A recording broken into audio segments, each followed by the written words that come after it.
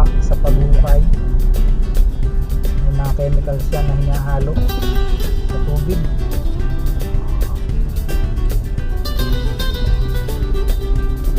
Tapos doon sa una-unahan may nakita po tayong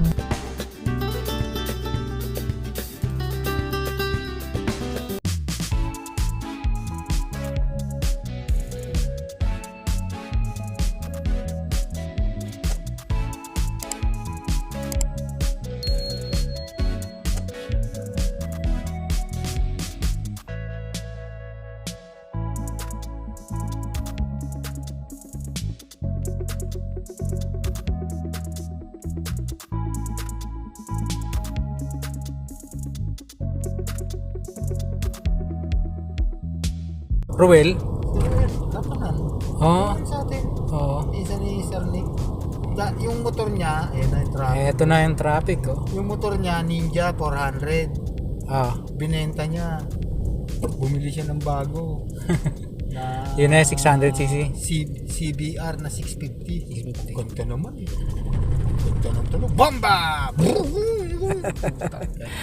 Ayan, good morning po sa inyo lahat mga kabayan. Ngayon po ay araw ng Huwebes, ika-5 sa buwan ng Pebrero 2026. Oras na po natin ay alas 9:13 ng umaga. Sa lukuyan, narito po tayo sa Skyway. Northbound po itong ating tinatahak. At kung makita nyo ay tukod pa rin yung traffic. Medyo mabagal-bagal yung ating usad, no? Update po natin to uli yung ginagawang FTI station ng NSCR Contract Package S03B. Ayan yung inyong natatanaw na may mga tower na yan. Tapos yung pong gilid ng Skyway, kung matatandaan nyo, pinapaluang po yan. Ito yung mga natirang bahagi na hindi pa napaluang yan. May mga ginagawa ng mga scaffolding. Yung mga luluwas, ganitong oras, tukod pa rin. Huling update po natin dito, kung matatandaan nyo, parang December pa ata eh. At dyan naman yung dinaanan natin sa baba nung nakaraan. Nagkaroon po tayo ng pagkakataon na bumiyahe ng Makati ngayong araw. Kasama natin si Boss Arnel, nasa likod, yan.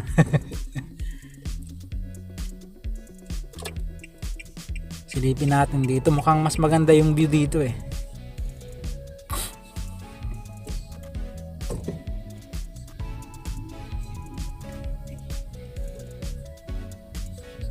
Ayan, oh, kitang kita dito.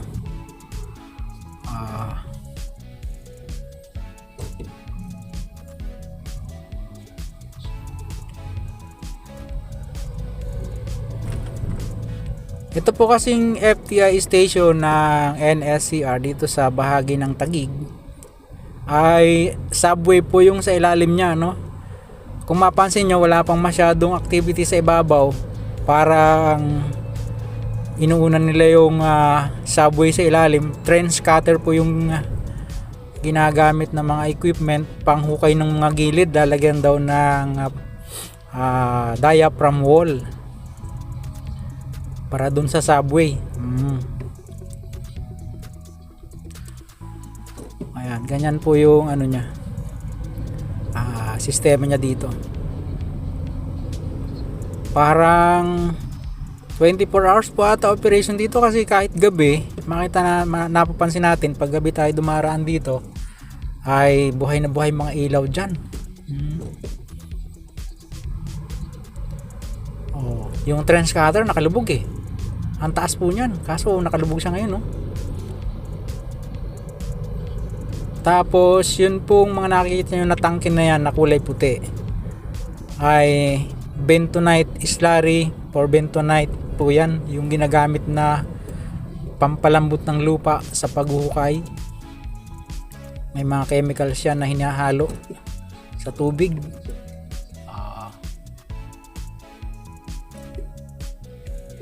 Tapos doon sa una-unahan may nakita po tayong isang boring machine, no? Siguro inumpisa ng postihan yung mismong FTI station kasi magkakaroon po ng building dyan, at tila yun po ang papantay dito sa Skyway kasi itong bahaging ito ng NSCR upgrade po yan, hindi po siya elevated kamukha dun sa mga ibang lugar. Ayan po isang trench cutter dito, ayan oh, yung katabi nung crane na kulay pula, nakaangat siya ngayon, walang activity. Ayan. Tapos dito sa bahaging ito na may boring machine, parang mayroon silang ginagawang platform dyan na puro bakal. Bisan nga pag dyan tayo sa baba dumaan, sisilipin natin siya, no.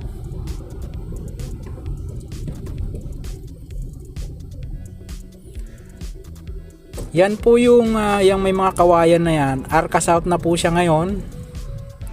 Dating FTI, Food Terminal Inc. Incorporated. Arca South na nabili ni Ayala.